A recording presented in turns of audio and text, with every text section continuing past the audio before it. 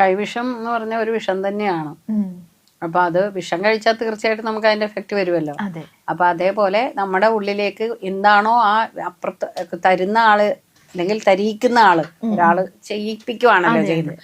അപ്പൊ ആ വ്യക്തി എന്താണോ ഉദ്ദേശിച്ചിട്ടുള്ളത് ആ ഉദ്ദേശം നടത്തുന്ന രീതിയിലുള്ള കാര്യങ്ങളായിരിക്കും അവരത് ചെയ്തിരിക്കുന്നത്. അപ്പൊ അങ്ങനെ ചെയ്ത് മന്ത്രങ്ങൾ ചെയ്ത് വിഷാംശമുള്ള സംഭവം നമ്മളിലേക്ക് മന്ത്രത്തോടൊപ്പം ഒരു വിഷവും കലർന്ന ഭക്ഷണത്തിലോ വെള്ളത്തിലോ ഡ്രിങ്ക്സ് ഒക്കെ കഴിക്കുന്നവർക്കാണെങ്കിൽ അങ്ങനെയോ, ഇത് വളരെ വളരെ എന്താ മനസ്സിലാക്കാൻ പറ്റാത്ത രീതിയിലുള്ള ചെറിയ കളികളായിരിക്കാം.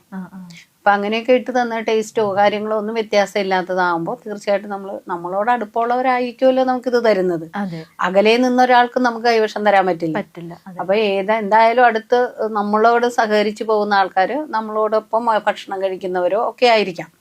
അപ്പൊ അങ്ങനെ തരുന്ന സംഭവം